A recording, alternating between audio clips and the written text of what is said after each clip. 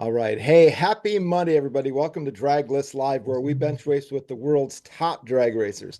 My name is Bill Pratt. It's great to be with you tonight. And I'm so excited returning to us after 10 years, NHRA funny car multi-time world champion, Matt Hagan. So glad to have Matt on. Before we bring him in, let's go to John real quick and we'll get things started. John, how are you, sir? I'm doing great here, BP, and howdy from Houston, everybody. Please join us on the live chat. I'll take notes and I'll pass your questions and comments along to BP and Matt. Thank you, John. And folks, click the like, the little thumbs up down there, click the share, let your friends know we have Matt Hagan live. And to prove it, let's bring him in. Matt Hagan, welcome to the show. Hey guys, thanks for having me on the show. So amazing to have you back, sir. The last time we visited, it was January 5th, 2015. So we're exactly 10 years and what, 4 months since that last appearance. That's been too long, man. We should talk about it. And to prove it, yep, we're survivors, man. So we're still out here, all of us. That was right after you won the 2014 World Championship. And so that was exciting to talk about that then. And I'm looking at the recap. Let's see, 2009, you debuted. 2011, you won the your first championship. 2014, the one that we talked with you about. And in 2020 and 2023 since then, and then working hard this year, no doubt, to try to get that happening again. Take us on a little whirlwind of the last 10 years. It's been quite a lot of changes. Yeah, we've won two more championships since then, and obviously I've got 52 race wins under my belt now, and I don't know how many world records. We quit doing world records a while back, but got a bunch of those as well. Just have had a great group of guys, man. I mean, my core team I've been able to keep together for close to 18 years, and we just had a changeover with crew chiefs this year. Dickie Venables decided to go to tune JR Todd's car over at the DHL camp. Obviously we have a new crew chief within Mike Knutson. He's been under Dickie's wing for the last 15 years or more, and it's kind of one of those things where it's good to see these young guys promoting within and bringing them up and doing those kind of things, and we just we were really excited to get Newt to be able to turn the knobs and have a shot. You know what I mean? One of those things where it was so funny because I've won several races with Newt. I call him Newt. He's Mike Knutson, and anyway, his nickname's Newt, but or Stretch because he's super tall, But anyway, I've won a few races with him, even with Dickie, in charge. Dickie got sick a few times, had diverticulitis, and obviously Mike had to make the calls, and both times he was sick, we won races, and then at the end of the season. Dickie kind of was like, "Hey kid, you think you can do it?" And we went out and won the Dallas race, and Mike was making the calls. So he's proven himself time and time again. And this year has been nothing but a good showing so far. We're number 2 in points.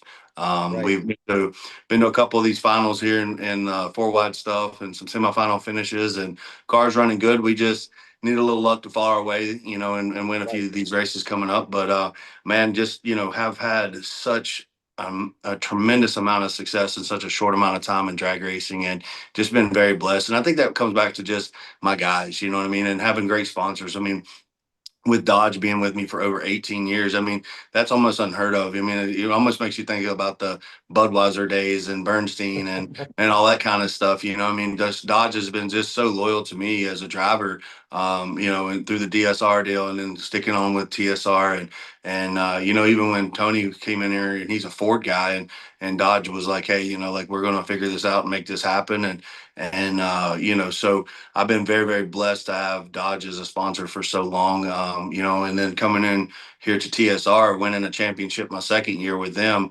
was amazing. I mean, Tony has been nothing but great. He's been a great boss to work for, and obviously supplied us with all the parts and pieces and everything we needed to go out there and battle and hunt for a championship and get it done. 2 years in, coming up on 4 years now with TSR, looking to Dodge just extended for another multi-year agreement. And, that's just super exciting for me and all the folks involved. So it really, like I said, I sit here and pat myself on the back, but it really comes down to, a core group of guys and all the folks that are working so hard behind the scenes. They come in early and they leave late, and they get very motivated and driven and work hard. And man, I just can't say enough about having a good group. That's fantastic. They are amazing, and but you mentioned all your final rounds and the in your quarters. Man, it is. I can't remember. Well, I guess there have been, but it's just so competitive out there. You guys are running nitro cars, both Top Fuel and Funny Car. You're running nitro car fields that are about as tight as pro stock fields. I It mean, really is. Yeah.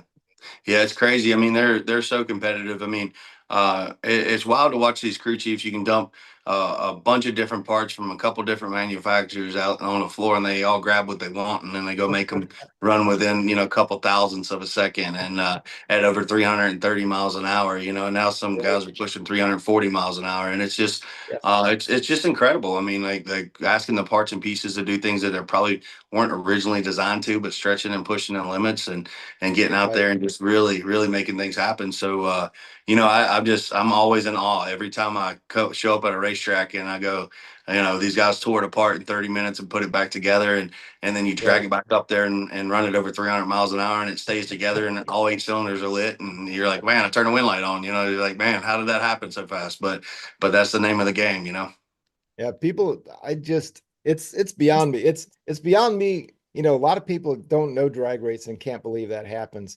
But I've been following it since the 70s now, and I can't believe it happens. I mean, I remember nitro racing back in the 70s when you could wrench it back together, but you weren't pulling it completely apart and putting it all back together like that. It's just an amazing thing that you guys are doing.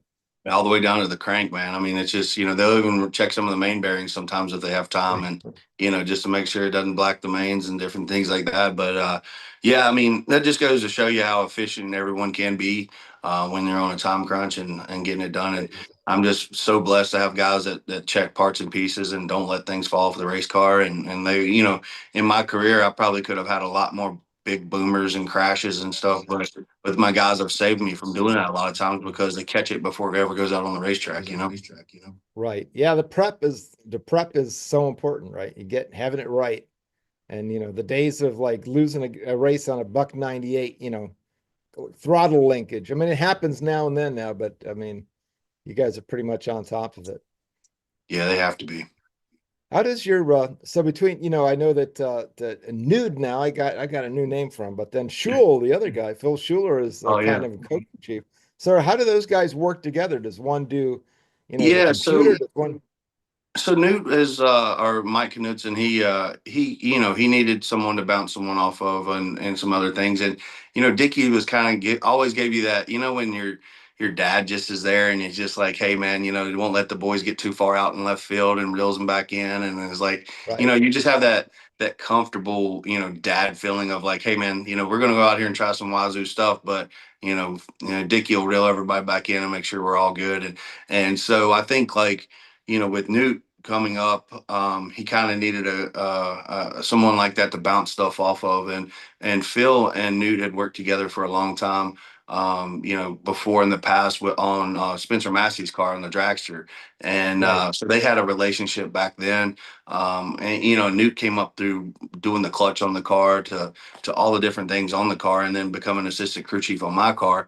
And him and Phil have always had a great relationship. So Phil is a great add to the car because he's very technical. He's very computer savvy, even more so than some of these new kids out here. I mean, he's just feels on it when it comes to individual cylinder timing and all the things that we can just do and tech wise, which is not a whole lot, but it's still. There's some things that a lot of guys won't touch or mess with because they're like, no, that's not my cup of tea, and Phil dives right in there when it comes to that side of things and does that. But also Phil gives that dad feel back to everything again Right. too. He's a guy that's been around it forever, and so as much as I trust the two young kids coming up with Alex Conway and Mike, it's always nice to have that like that old guy in the corner that goes, "Hey man, we've done this before. It didn't work out. We probably shouldn't try it again." You know what I mean? That Right. kind of. So, but he brings that to the table. But I really like Phil. He's got a lot of positive energy, and he's always cutting jokes, and he's always kind of keeping it live, even though when it gets kind of serious, And I think the biggest thing that I have to remind myself this year is that I'm going to be Mike Knutson's biggest cheerleader, right? So this is a kid that's he's even though he's had 15 years under Dickie Venables, this is the first time at every racetrack he's ever been to, by himself, other than the couple that we won. And he's got to make those calls. It's one thing when you're leaning over somebody's shoulder and going, "Yeah, that sounds like a good idea. Yeah, yeah, yeah." Right. But it's another when you're going like, "Oh man, this is all me, and my job depends on it." So I think the biggest thing for me is I'm so used to so much success so fast that it's hard for me to not come in and going like, "Hey man, why didn't we go low?" You know what I mean? Like, what's the deal? What are we doing? Yeah. And so you have to remind yourself that this year will be somewhat of a learning curve. We try to look at it last year a little bit of maybe letting him do some more things here and there, but the cards just didn't really work out. So this is a fresh start for him, and being able to come in here and turn the knobs and make the decisions and have the setup and the mentality, I think, is just go down the racetrack on Friday, the first run, get in the show no matter what. And then, Friday night, kind of lean on everything, or Friday in the evening, kind of really let your tongue hang out, And so for me, I think it's kind of like, hey, get your pom bombs out, no matter whether it goes great or bad, or, Right. whatever happens, just make sure that we have a good smile on our face. We're coming in with a positive attitude, and kind of grab assing with the guys and making sure they're having fun, and just the whole environment, the whole chemistry and mixture we have with Mike as a head crew chief has just been great. Right. Well, you guys are pros. You know how to do it. It's great stuff, Matt. Thanks so much. Can we go to John here and see who's out on the chat? And John, what do people have to say out there? Well, we still have people showing up as I speak here. Rich Panicaro and Mark Malinsky in New Jersey are here, and they say good evening. And Randy Johnston in Northern California said, "Hello, gents. Great guest this evening. Still almost 2 weeks till Chicago." I answered him that it feels more like 2 years. And I'm gonna Randy said, let's see, he said he wished that NHRA would go to 24 events instead of 20. But there's been a few closures, track closures this year, and we're just gonna have to compensate for that in the future. I'm sure that they could support 24 events because they did for a long time. And well, hang on though for a sec. I mean, are there only 20 now? I'm Yeah. I'm not really, maybe I'm not paying enough attention. That's bad on me.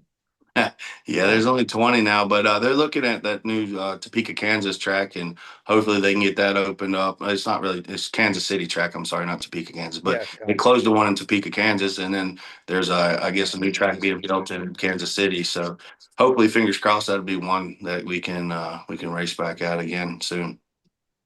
that's Heck right. yeah, That track cool. was mentioned, and I understand it's been in operation a couple of years, but the NHRA could sure use it. And there's a few more tracks out there that they ought to look into. Um, we'll just see how it goes. But with 20 races, Matt, does that make it any easier for you to climb up in the points and win the championship? I think it's honestly, I wish we could race every weekend. Obviously, sponsorship and everything else wouldn't allow that. It would have to be a lot more money involved. But I think 24, 25 events would be ideal if you're going to do a full campaign. I think the biggest thing you run into if you get it down to like 15, then you have a hard time keeping all of our guys on full time. And that's really kind of where I think you have to. That's why the season's kind of stretched out there to the 2nd of November, and we have a couple months off. But you cut it down to 15 races, and then you're without running without 4 or 5 6 months, and then how do you justify having guys on full time payroll and everything else? So Right. I definitely hope it doesn't go any lower than 20. But I'd like to see it up there that 24, 25 races, like it used to be back in the day, 24 races or so. But yeah, I mean, you can't control what people do with tracks and selling them. And, there's a lot of Amazons and everybody else that come in and buy these tracks up, and home developments and everything else that said, "Hey, we like a big chunk of land that's flat." And, Right. do other things with. So can't blame people for deciding to sell or spend their money or do things differently. But we sure would like to hold on to the ones we have. That's for sure. Heck yeah. Be perfect. Thank you, sir. John, anybody else with another thought or yourself? Yeah, Kay Thurkelson just showed up in Salt Lake City, and she said, "So glad you all could join us this evening. Shout out to Matt for taking the time to sign my Mission Foods cardboard stand up in Las Vegas." She said, "You rock." That's awesome. I remember doing that. That's really cool. It's cool to see those come around. You're going, man, those things, they're wild. Just kind of catch you off guard, pop around and see yourself that big. And Nitro Alley is here, and she said, "Hi, guys." She says, "Matt, I love your Hagan Cattle Company jerky and fine meats." Oh, good deal. Yeah, we appreciate that. Tell her I said hi, and we appreciate all the support she brought. We did a podcast with her, a couple weeks ago, maybe a month or so ago, and turned out great. And always try to be a supporter of all those foundations that she has with all the fallen officers and stuff like that. Right. Right. And Kay Leah Carquito is here, and she says, "Hi, Matt." Island Girl, who is Kay Thurkelson, says, "Nitro Alley in the house." Heck yeah. Shout out to you, girl, for your assistance in getting Matt on the show. Much appreciated. And we're caught up. Well, Rodney Potter is here with us, and he won in Ennis over the weekend in his class, and I'm going to feature him in my race after my Racer of the Week segment in JB's take. Congratulations, brother. So So thanks, everybody. Glad to have you. Before we let you go, Matt, we got to find out about those meats, man. I'm gonna put an order in and at least know where to go. yeah, honestly, that's something we've been doing for a few years now. Being able to ship meat across the country, like the Mississippi line for us is kind of like we try not to after that because dry ice and obviously sending frozen meat and stuff like that across the country is challenging. But yeah, we seem to be trying to grow it as we go. With Hagan Cattle Company, and we just stepped into the jerky, and we're getting pretty heavy into this beef stick. Just kind of like a Yeah. slim kind of thing. So that's going to be coming out pretty soon. The jerky, I don't know.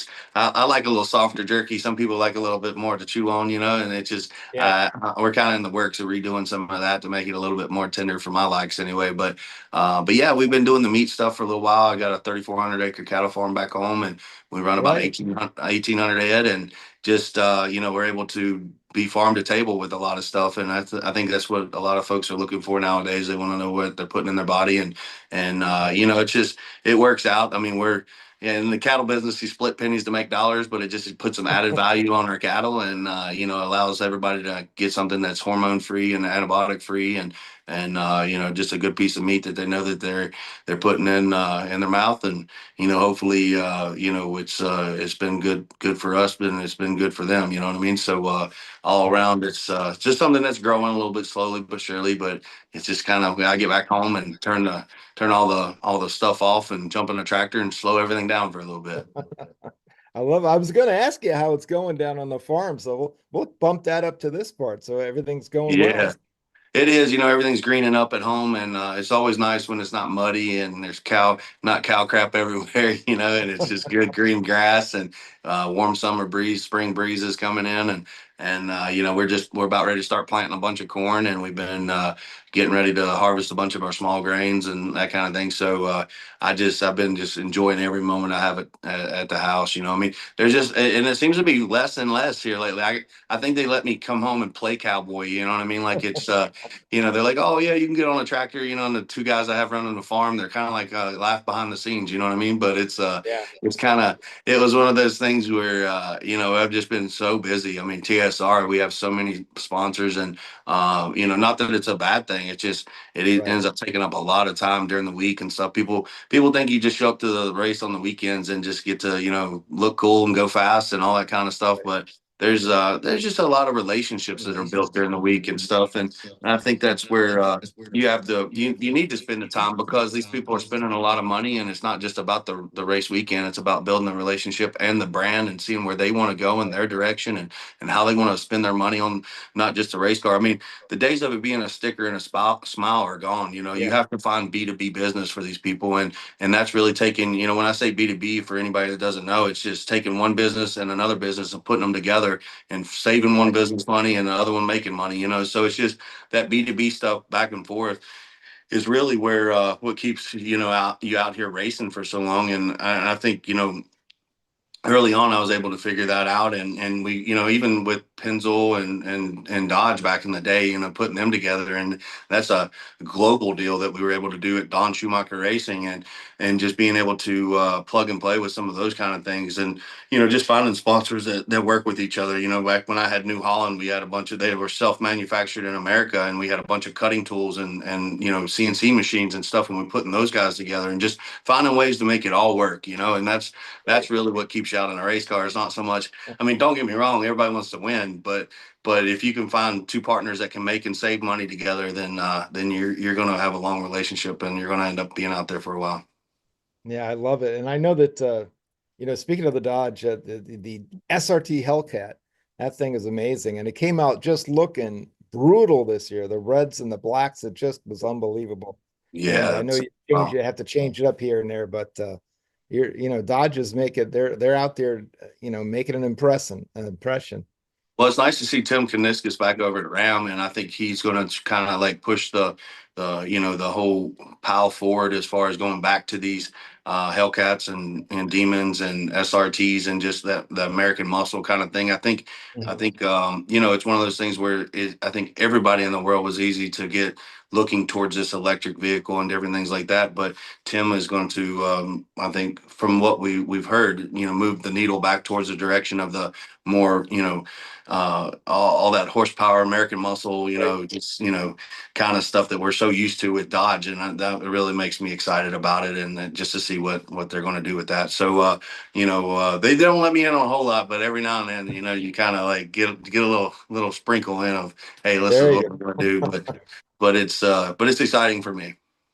That's great. I was in a black Challenger in Irwindale. I went to the race at Irwindale in November last year, and whoo, that thing was flat fly. And it was pretty quiet going up a bunch of LA freeways. It felt like it was in a Doors song. They give me a Dodge Durango Hellcat to kind of run up and down the roads, back and forth to the airports and different things like that. And you wouldn't believe how many people, just because it has that Hellcat badge on the side, that come up to you and rev their motor up and like, flat-footed, let's go, and you're like, no. But there's a lot of times you're like, all right, but it's just that's just the drag racer in you. You know what I mean? Yeah, that's right. Speaking about some people that started drag race, I mean, tell us a little bit about like Tony Stewart. Are you still kind of showing them the ropes, or is he? I mean, he seems like he's just diving in head first into the whole drag racing scene. I don't think anybody can show Tony the ropes, man. He's been doing everything for a long time, and he'll sit here and say, "Hey, these guys are good teachers or whatever." But it's it's kind of like Tim Wilkerson looked at me one time. And I said, "You got any pointers?" And Tim looked at me and said, if you ain't got to figure it out at 300 miles an hour, you ain't gonna figure it out.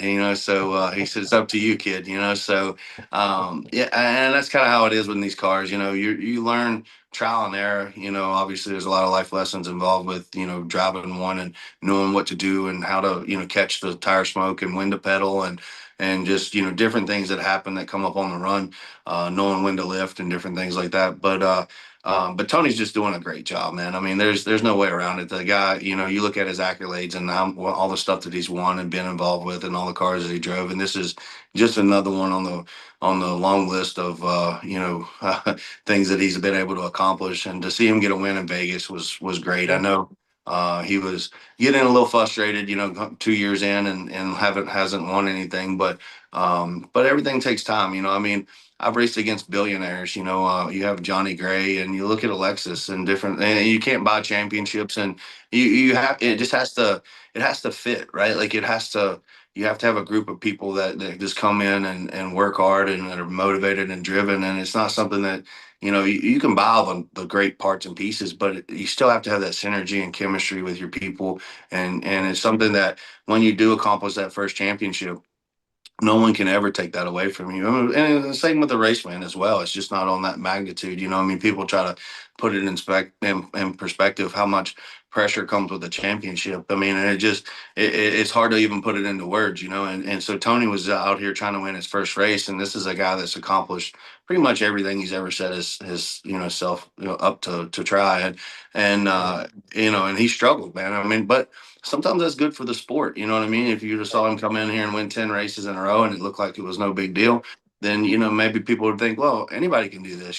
So it just, everything is even better though. I mean, I'm sure it was even more sweet for him when he did get his Vegas win a couple weeks ago, knowing that he had a whole year invested and had a lot of opportunities to make changes and didn't, and did things and, stuck with people and tried to see the light at the end of the tunnel. And then Phil came over too. I'm gonna, just call it as it is. Phil on our team and my guys, Mike and Newt and Alex, they helped straighten that team out a lot. You know what I mean? And Phil's been a dragster guy, and so it was nice to have.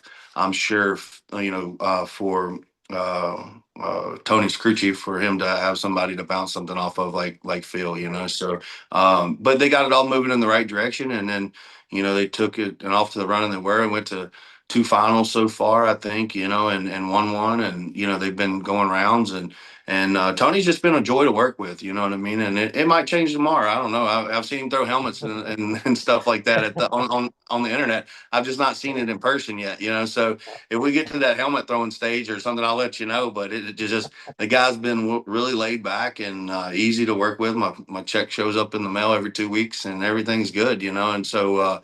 I've got no complaints, and I think if you really broke it down, and Tony he catches a lot of slack on the internet from people sometimes, but it's just, if you really knew the guy, there wouldn't be anybody that said anything bad about him, period. You know what I mean? Like, he just a genuine guy. I mean, I've watched him take and fly guys on his plane on my crew that their family were sick or something, and they had a kid sick, and he'd put them on the jet and send them there to make sure they're there with their family in ICU and stuff. And I've seen that happen several times. You know what I mean? And just it's just one of those things where whatever he can do to help, he does. He just wants to. I think what stuck with me with Tony, he's like, I just want to make enough money in my life to drive whatever race car I want to, whenever I want to. You know what I mean? And that was like, man, that's not a bad plan. You know what I mean? Yeah.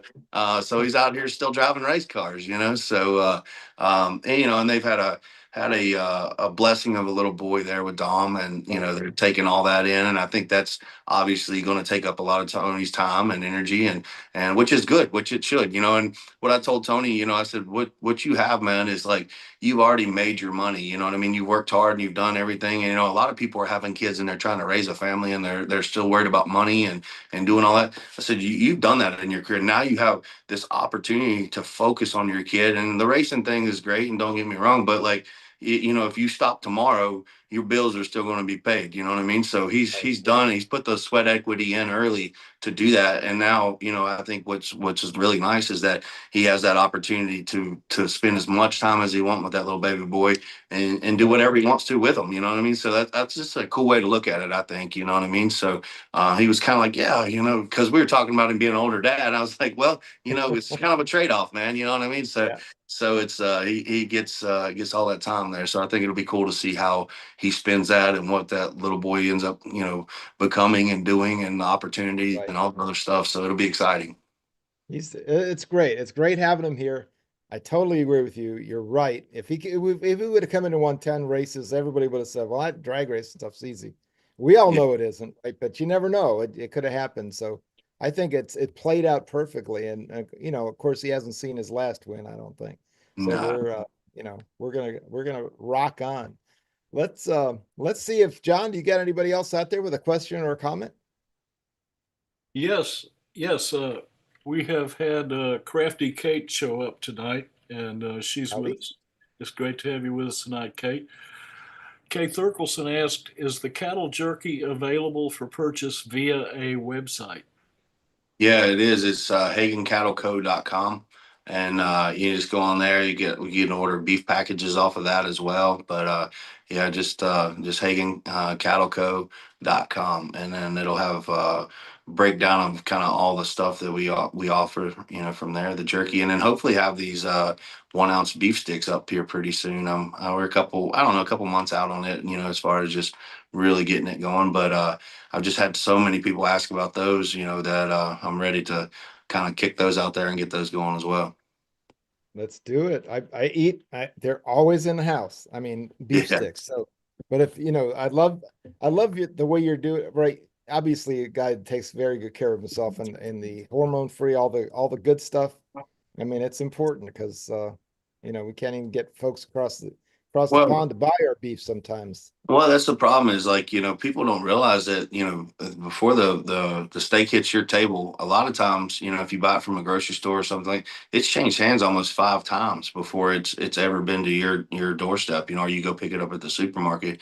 And we're pretty much farm to table, we have a processor, a USDA processor, and then, it goes right to your table, you know what I mean? So it just, there's retained ownership all the way, from start to finish, where a lot of these cattle will change hands 2 3 times to put weight on them.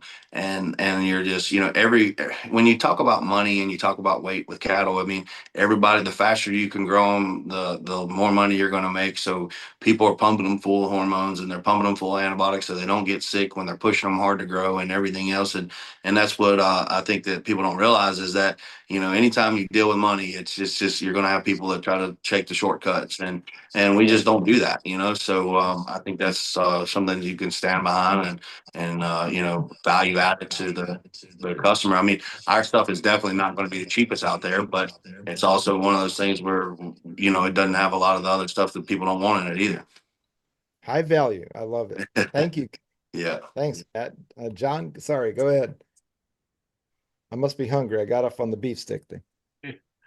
Well, Kay also said, who is or was the instigator behind the comical promos between Matt and Tony, such as the In-N-Out burger feeding? And she said, looks like you guys have a ton of fun. Yeah, we really do. So Chloe Hudson, she does my PR for me. She would basically, comes up with the ideas of taste test challenge and the burger tasting and all the stuff that me and Tony kind of play around with and laugh about. And she's just been a huge inspiration to making our page funny. I mean, even down to my race day fits, like like basically coming out with this outlandish look for race day. You know how the guys on NFL, they roll in and it's their game day fits and stuff like that. Now the TV deal wants to follow me around on Sunday mornings when I come in for race day, because you have basically I had this outlandish deal with the tiger print and gold chains and all this other stuff that normally people would be like, this ain't Matt, you know what I mean? But it's something you get to have fun with, right? And that's what people are like, whether they like it or hate it, it still makes everybody smile, and they're going like, what's Hagan doing? You know what I mean? And enough to where the TV wants to follow me around and do that kind of stuff. And just having fun with that kind of stuff. But yeah, Chloe, she kills it. I mean, she's definitely the brain trust of my page. And Tony is a great sport as far as just, being like, okay, let's try it. Let's do it. Let who cares what anybody says, you know what I mean? Kind of thing. So he's a great sport with that. And we just have a good time though. You know what I mean? I think that's the biggest thing is just gotta, everybody takes themselves so serious and they want to be taken like so just, oh man, I'm so important or this or that. It's like, so what? Who cares? Like, let's throw it out there and see what happens. You know what I mean? And that's just what we do. Better watch out. Someone will grab you for the WWE there pretty soon. Yeah. Well, I just got back from the Bahamas yesterday, and I was there with a friend of mine, Adam. His name is, I guess his stage name is Braun Strowman. He came out to the Oh, races yeah, no kidding. in Gainesville, and he kind of hung around in my pit, and he's like, "Hey, us big guys got to stay together," And I was just kind of like feeding him beers under the tent as he's hanging out outside, And he just this massive mountain of a man, And Yeah. and anybody that makes me look small, I'm like, "Hey, man, I respect you," You know what I mean? So it's but we just kind of hung out this last week out in the Bahamas, and man, we just had a blast out there. But yeah, I don't know if he's going to ever tag me in on a tag team match or not, but I definitely follow some more, WWE wrestling and stuff because of him, and he's been a great friend. And we kind of linked up on the cattle company. I'm like, hey man, you eat a lot of beef, and like, why don't you promote some of the beef for me, and I'll send you some free meat. You know what I mean, that kind of Yeah. thing, and kind of go from there. So unfortunately, I think he eats more meat than I will be sold. Yeah, he's eating up your profit there, man. Yeah, that's right. That's right. I love it. Oh, who here knew that we were going to talk about Braun Strowman tonight? That's unbelievable. I love it. Yeah. Very cool. John, what else we got, sir? Well, let's see. Randy Johnston said, "What a hoot is the new video of Tony changing his first diaper." Yeah. That was Yeah, funny. I got to see that the other day. That was something that I guess him and Leah and their deal kind of came up with, and I was just laughing so hard to see Tony with a mask and all the heat wave stuff on. We have a sunglass sponsor with heat wave, and they got the ski mask and stuff on, and the bandana around his nose. And but that's probably really how it went down, though. You know what I mean? Like, it's just I doubt it was so much of it staged that Tony was probably ready to be like that masked up to get his first diaper done. I love it. Well, we were talking about the jerky a minute ago, and Crafty Kate said, "Thank a farmer." She said, "I buy my meat from a small farmer at a local FFA auction." There you Yeah, go. yeah, it goes a long ways. It really does. That's good, Kate. Thank you for posting that. And we're caught up for the moment. All right. Thank you, John. Thank you, everybody. Appreciate it. Well, it takes us, I love our folks listening in. It takes us in strange new ways. But so, 52 wins down, aspirations for future championships, no doubt. What are I did want to talk about? We got a couple of four wide races now, and I'm not one that I'm not going to be asked for anti four wide or pro or against, but what do you have to do differently when you hit that challenge? Is it something you have to change your mindset for or change your procedure for, I, sir? I think you just got to pay attention. I mean, I'm not a big four wide fan. I mean, it's there. Obviously they do it here at Charlotte, and that's real close to home track for me, and then Vegas, and I don't know. I'm an old school kind of guy. Like, I like the same thing, repetition. Give me two wide. We have about 118 seconds between the time we burn out to back up, and people don't even realize that. If you're the longer you're out, up there idling, the more fuel you're burning, and you got three other guys in the mix, and then you have an opportunity to run out of fuel and blow the car up and cost the owner a lot of parts and pieces. And then you also have on Sunday, you have to go to the end no matter what. Like, you can't see those other two cars. So it doesn't matter whether your thing's on fire, if it's upset, you pedal it, you do whatever it takes to get it to the other end, because there could be that opportunity that you two advance, that the lane that you're in, Right.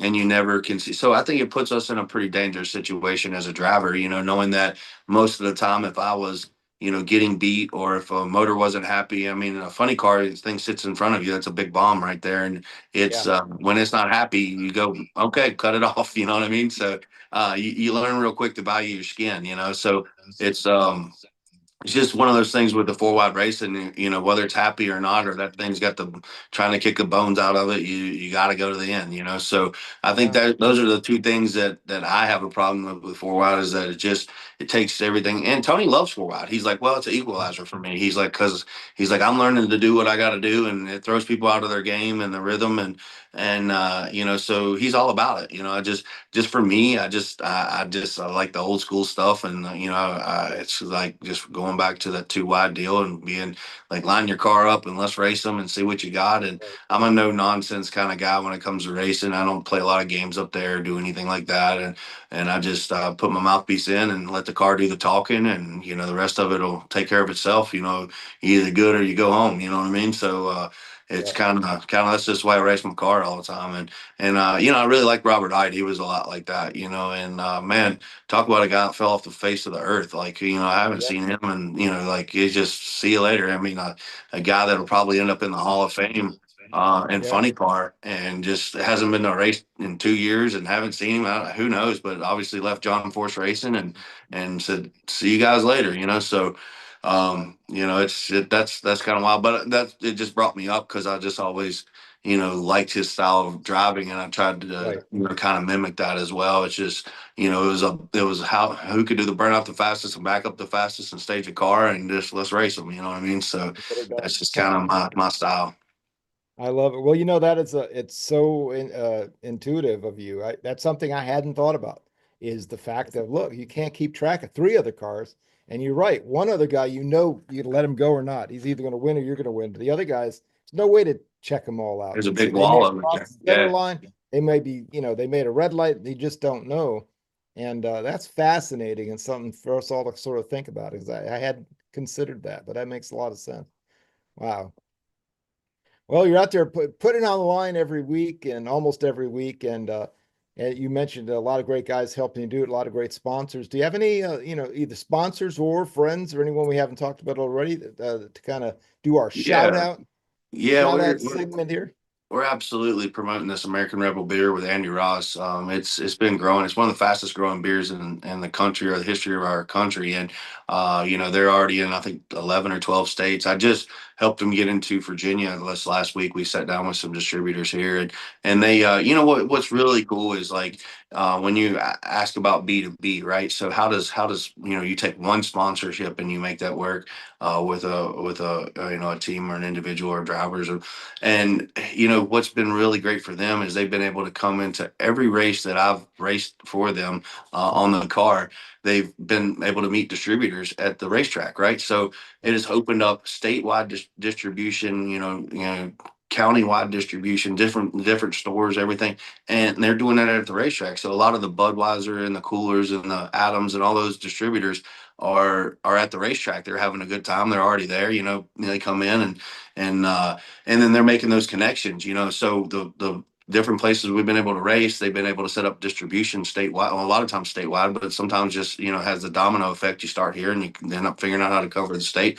So that's been a big thing for them. They've been extremely happy to be on the race car because they're able to knock down distribution at the racetracks that we've been at. So that is a massive B2B there. So obviously that's a growing brand. I just shot a commercial with them on my farm last week, and it's Cool. kind of one of those things where it'll be up on some of the ads and NHRA TV and different things like that too. And I'm excited about it, but and then obviously Jason Johnson, the background that you have there, the JHG, Jason has become a great friend of mine. Him and Nikki are amazing. They just Jason's turning his deal. He's a massive car collector, and he's turning his collection into a dealership. So basically, for obviously select items that are Sort of very higher rare. end.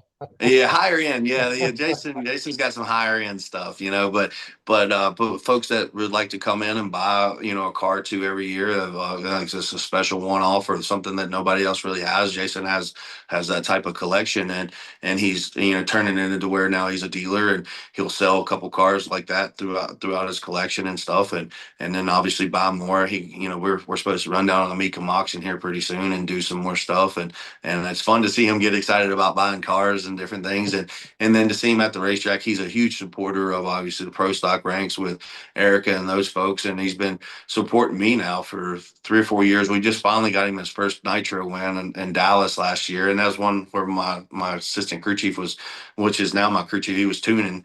So it was just a great weekend there, and so Jason Johnson, and I'm really excited to see him get his dealership up and going with the JHG deal, and then obviously Dodge has been a huge supporter for me for 18 years, and they kind of split our races between me and Tony, and 10 with me and 10 with Tony, and it's been nothing but a blessing to have such good partners around us, and obviously there's a lot of other smaller sponsors that still do a lot for us, but those are our main ones that kind of keep us moving up and down the road for the majority of the time. And it's amazing how this is the first time in my career that I've had more sponsors than I've had races. You know, you're talking about 20 races. I wish we had 24 because we would have sponsorship for 24, you know. So that's been great, you know, and I've never had that. I mean, I was at DSR and I've always, you know, did really well, and Don threw in some of his money sometimes when he needed to keep things moving forward. But you know, Tony just does a great job. And I work really hard behind the scenes too to create those relationships. It's not just some marketing guy out here shaking the bush and we stumble upon it.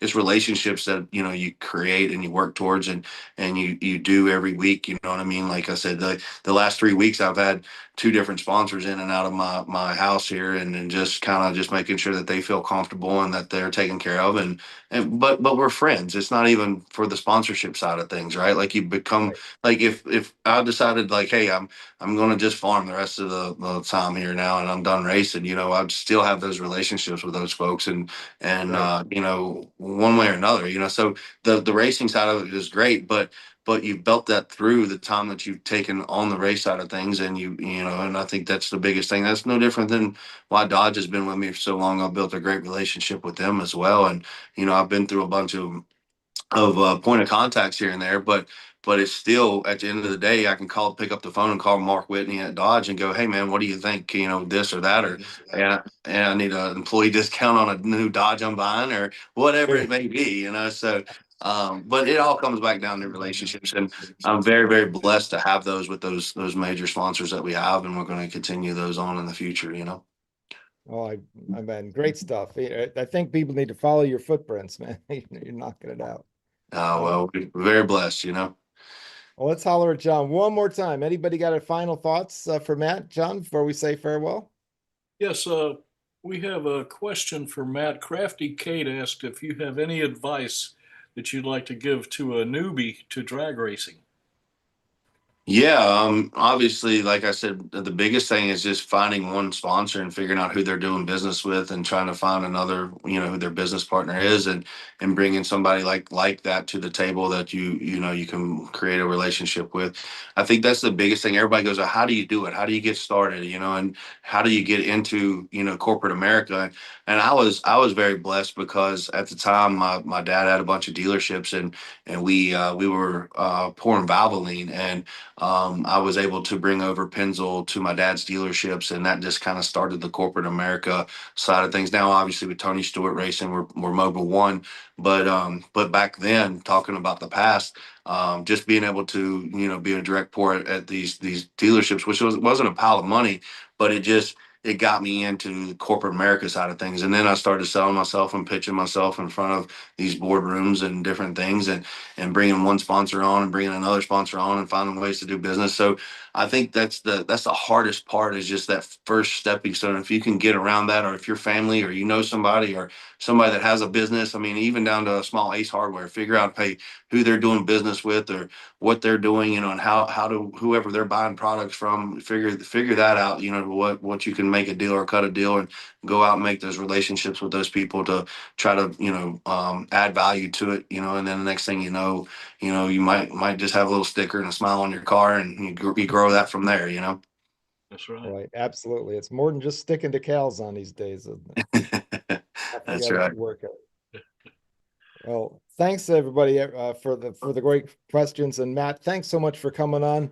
You were just amazing. Glad it was worth 10 years of waiting to get you back on. That's a long Love time, watching you man. on TV, and Yeah. Back then, I and probably looked like I ate that guy back then. You know, I was probably a little skinny guy. You know, so well, yeah, it's I've been eating too much beef. You know, so that's all but right. yeah, 10 years ago, that's a while. But thank you guys for having me back on the show, and you know, just always enjoy the time, and hopefully we can win a few more championships. I won two championships with 2 different crew chiefs, and I really Yep. want to try to win a championship with this new one. So you know, obviously there's a lot of heavy hitters out there, and Austin Prock is doing a great job with that car, and his dad, and you know, those folks. But I feel like we got a little something out there for him. We just got to keep working hard and digging deep, and we'll see what we got in the future here. Let's go get him. Let's go for the trifecta. That's right. All right. Well, we wish you Ladies the and gentlemen, the best, great Matt. Matt Hagan, four-time world champion funny car racer. Such a great a chance to visit with you tonight, sir. Have a wonderful spring, and we'll see you somewhere down the road. All right, guys. We'll see you. All right. Matt Hagan, everyone. Farewell. Let's say hello or goodbye, rather. and say hello to John Bachman for this week's Racer of the Week and JB's Take. John, take it away, sir. Thanks, BP. My pick for Racer of the Week is Cooper Chun from Vancouver, Washington. Cooper is winning just about everything at just 21 years of age. He has a natural talent as a drag racer, and I'm proud to feature him tonight. He is the 2022 Division 6 Super Pro champ. He's the 2023 Division 6 Super Comp champ. He won the 2024 $20,000 in the 2025 Spring Fling $1 Million race. He has a 2001 Mullins with a 598 cubic inch big block Chevy. His goals are to keep racing and having fun. Simple as good, you know. And Cooper sends thanks to Hoosier, Tabor's Automotive, A1 Performance, Trucktown, and to his family. Well, Cooper, no doubt about it, you're living the dream, man. Your accomplishments are outstanding, and the sky is the limit in your future. We wish you good luck, safe racing, and the best of times in the future. A big congratulations to our friend and former Racer of the Week, Rodney Potter. This weekend, he raced with the Dirty South Gassers in Ennis, Texas at the Funny Car Chaos event and won first place in his Squirrel Hot Rod in the Jesse Holmes Memorial Cup race. He said he had a spark plug go bad in his engine and it wouldn't run good till he replaced all the plugs and some other things. He sends thanks to all the people who helped him with his hot rod, and he went on to win it all. His long haul across half the country ended up being worth the effort. There are some great pictures and videos of his weekend on his Facebook page. That was a great win, Rod. You deserve it. Now, sometime in the future, for JB's Take, I'm thinking about having my son Nick join me and give us an update on his band Chironex's adventures. I've been very impressed with their success, and I can see that they have a great future. They have their act totally together, and they are a very popular band, receiving much praise for their performances and recordings. Sometime this summer, I think I'll have Nick sit in with me. I hope y'all approve of this. Everybody stay safe and well. You are the most important part of this show, and we love you all. It's a great way to spend an hour together on a Monday night. We'll see y'all next time. God bless America. Back to you, BP. Thank you, John. Wow, it'd be cool to have Nick on. That would be really, really cool. I'm looking forward to it. So let's find out what Chironex is doing. I have room for him to sit right here next to me, so we could do JB's Take that way. There you go. I love it. Well, let's talk about some special notices for this week. So thanks to Kay, not only for getting us Matt Hagan, and also thanks to all of our friends out there making that happen.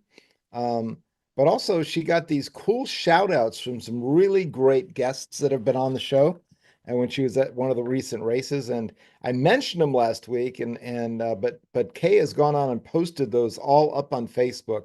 They are awesome. So check them out. All about 4 or 5 of our recent guests that Kay was able to get for our show. They gave us all a shout out, said hello to everybody. So, and they're up on Facebook right now. So check out the Draglist Facebook page for those. And thanks so much for that, Kay. Also, we mentioned this a couple times. Those Facebook videos are going to be deleted in June, or I think they pushed it to July now.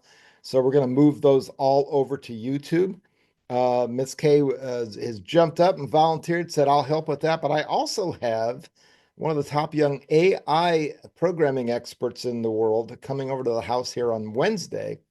And we're going to talk about a number of things that we're going to build together for some of our federal government clients. And while we're there, we're going to look at a bunch of Draglist stuff, like scraping the World Wide Web for results and pulling it up and comparing them to what we already have, and automatically recommending updates. I think we all would think that would be great, because the rest of us are all been hand jamming this back to the 80s, and I'm really excited about that. So anyway, we'll see what we can figure out then. At nothing else, we'll have a fun day hanging out here at the Super Crew World headquarters.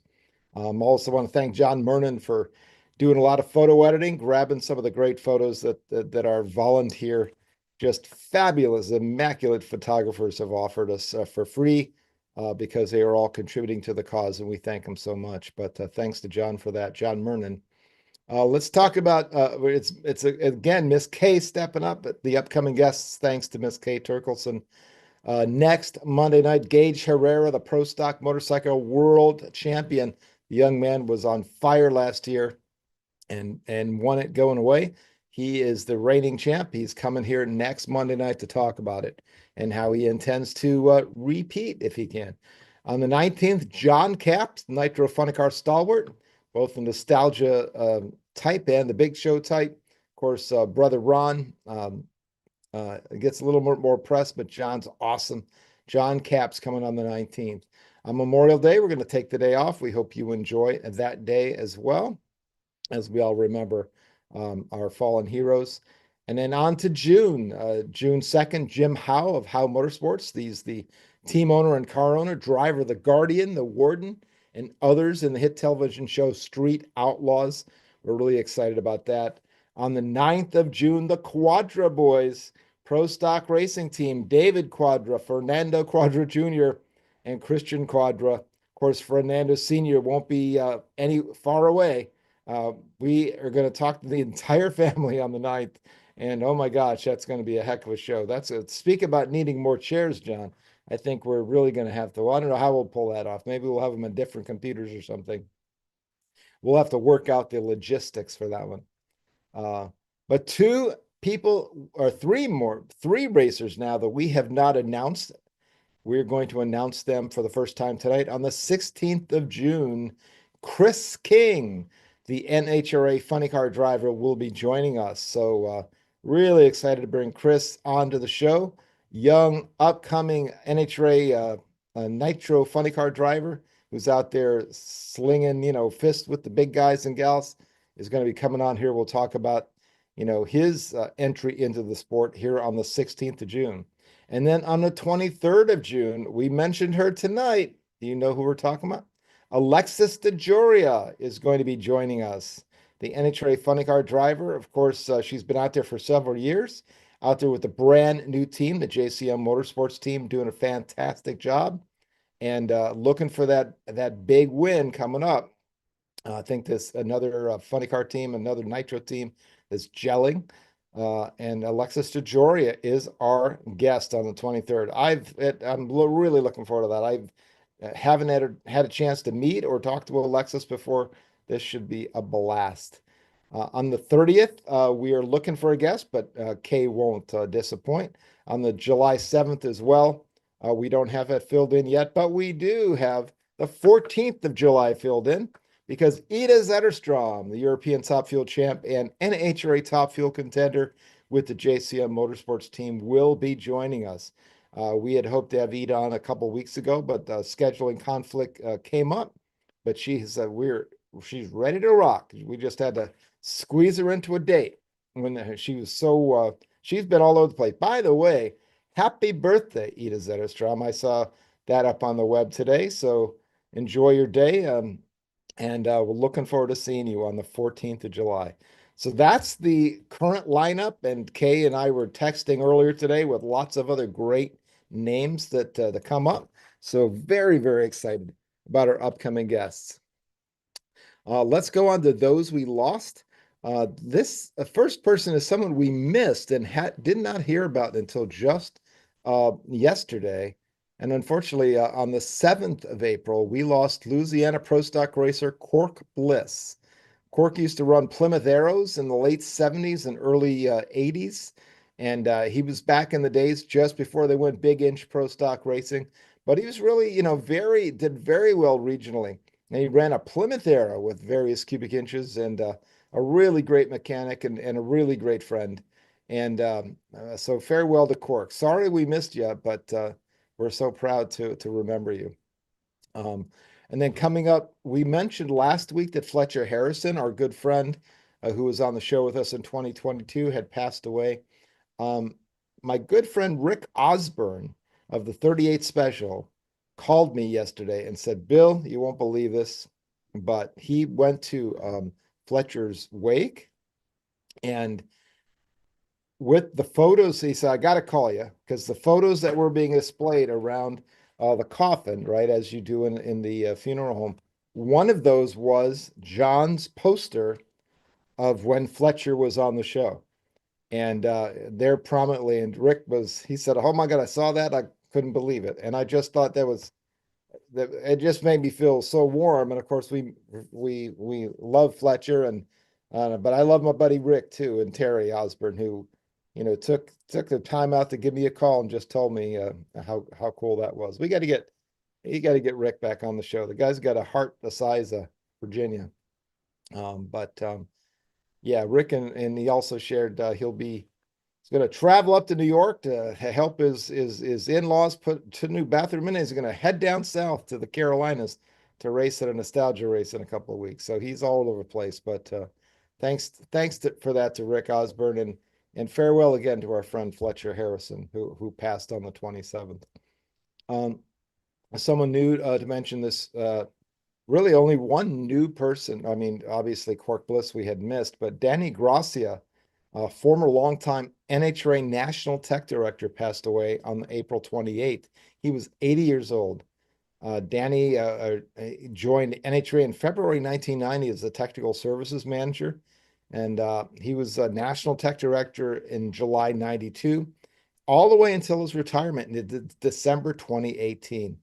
And he had a paint and body shop back in the 70s, did custom cars and motorcycles, raced in NHRA Super Stock and Stock. And then Wayne McMurtry, the former Division 5 director, turned him on to doing some tech stuff. And Gracia came to NHRA. So he's been married for 60 years to his wife Helen, his sons Jeff and Robert, brother Art, 6 grandchildren, 4 great grandchildren, all saying farewell this week to Danny Gracia. Farewell, sir. What an impact you had. And then finally, we mentioned Rich Guasco, Pure Hell, a couple weeks ago. But I did want to mention to everybody, his celebration of life will be taking place in Pleasanton, California, his hometown, on the 15th of May. And I will go and find that. I was just looking at that today. I'll pop that up into the show notes if anybody's in the area and would like to visit. So anyway, farewell to all these great racers and these great supporters of racing. And thanks for the thrills over the year. And of course, our condolences to their families and many friends. So with that, John, I'll turn it back over to you for some final thoughts on tonight's show. What do you think? Well, Matt Hagan was absolutely outstanding. And, he gave us one of the best interviews that we could ever hope for. And we wish him the very best in this campaign this year. I think he did great getting on with Tony Stewart.